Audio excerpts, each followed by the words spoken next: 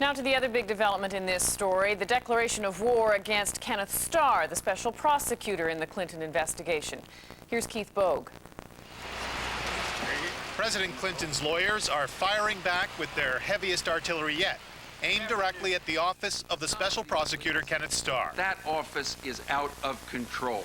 They're taking Starr to court, saying he or his office is the source of illegal leaks about his investigation.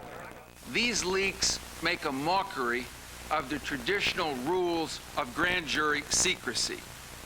They often appear to be a cynical attempt to pressure and intimidate witnesses, to deceive the public, and to smear people involved in the investigation. Kendall says he's made this complaint to Starr repeatedly but privately over the past 4 years. What appears to have been the last straw for him is the New York Times story about the grand jury testimony of Clinton's personal secretary. It identifies its sources as lawyers familiar with her account.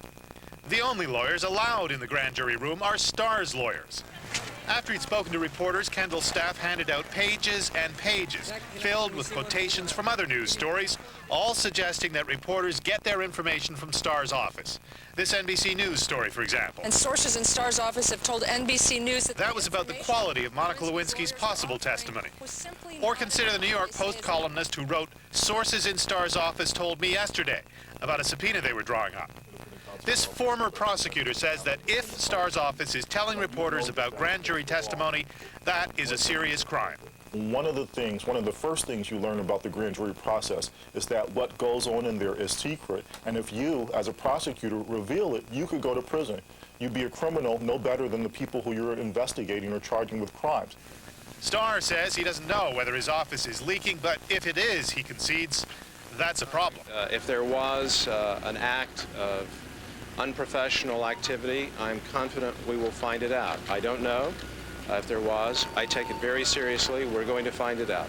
Later, Starr answered Clinton's lawyers' accusations about the leaks, saying they sounded strange and inappropriate. He suggested it may be all just a ploy to distract from his own investigation.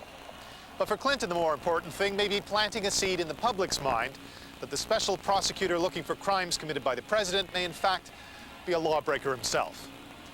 Keith Bogue, CBC News, Washington.